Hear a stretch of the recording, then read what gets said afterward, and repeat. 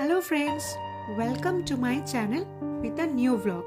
সবাই মিলে বেরিয়ে পড়েছি। কোথায় যাচ্ছি সেটা কিছুক্ষণের মধ্যেই জানতে পারবে। রাস্তায় যেদিকেই চোখ যায় বিদ্যার দেবীকেই সামনে পাই। আমরা পৌঁছে গেছি আমাদের গন্তব্যস্থান আশ্রম, যার নাম আনন্দ আশ্রম। আমরা যেখানে ব্র্যান্ডেড ক্লদিংস, ব্র্যান্ডেড কসমেটিক্সের পিছনে দৌড়াচ্ছি, সেখানে দাঁড়িয়ে দুটো মানুষ কিভাবে এই ছোট্ট ছোট্ট বাচ্চাদের জীবনে আনন্দ ভরিয়ে তুলেছে তা এই আশ্রমে না আসলে আমি কোনো দিনও জানতে পারতাম না। শিক্ষার আলো এদের অবধি পৌঁছানো অনেক দূরের কথা।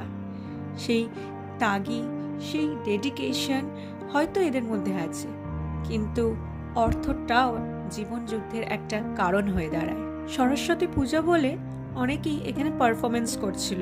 কেউ গান করেছে, কেউ নাচ, কেউ রেসিটেশন। অল্পতে কিভাবে খুশি থাকা যায়, অন্যকে দুঃখ না দিয়েও জীবনে কিভাবে এগিয়ে যাওয়া যায় তা এই বাচ্চারা খুব ভালোই জানে। কেউ মাতৃহারা তো কেউ আবার পিতৃহারা, কিন্তু তাও জীবনের সঙ্গে লড়াই করে সবার সঙ্গে আনন্দ ভাগ করতে এই আনন্দ আশ্রম। এখন বাজে দুপুর 2টো। এই আশ্রমের সম্বন্ধে খুব কম লোকই জানে, তার কারণ এরা না পেয়েছে কোনো গভর্নমেন্টাল হেল্প, না পেয়েছে কোনো ফান্ড রেজিং হেল্প। পুরোটাই চলে দুটো মানুষের অক্লান্ত পরিশ্রম ও চেষ্টায়। পুজো শুরু হতে হতে প্রায় 2:30টা। বাচ্চারা মিলেই পুজোর সমস্ত জোগাড় যন্ত্র করেছে এবং ঠাকুর সাজানো থেকে ঠাকুর আনা সবটাই ওরা করেছে। সবাই এরপর আমরা বসে গেলাম অঞ্জলি দেব বলে।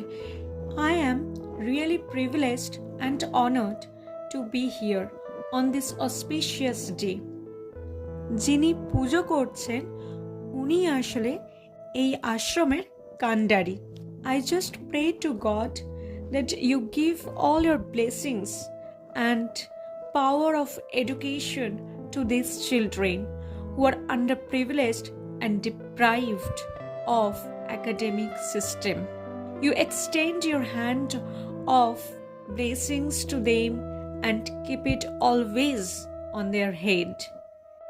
তোমরা যদি নতুন হয়ে থাকো আমার চ্যানেলে, তাহলে প্লিজ সাবস্ক্রাইব করে দিও আর পাশে থাকা বেল আইকনটা অবশ্যই ক্লিক করো। ভিডিওটা ভালো লাগলে একটা লাইক করে দিও। তোমাদের একটা লাইক আমাকে মোটিভেট করে আরও ভিডিওস বানানোর জন্য। Thanks for watching. দেখা হচ্ছে নেক্সট ব্লগে খুব শীঘ্রই। Till then, be happy, be healthy, and as I always say, always be positive in your life. এক ছোট্ট বাচ্চার হাতে খড়ি হয়েছে এবং পুজো শেষ হওয়ার পর আমি চরণামৃতও নিলাম। নেক্সট আমরা সবাই মিলে খিচুড়ি, আলুর দম, বেগুন ভাজা, পাঁপড় ভাজা, আলু ভাজা আর তার সঙ্গে ছিল মিষ্টি, চাটনি, পাঁপড়, সব মিলে মিশে খেয়ে দিয়ে আনন্দ আশ্রম থেকে বিদায় নিয়ে বাড়ি ফিরে এলাম। See you again. Bye bye. ভালো থাকবেন।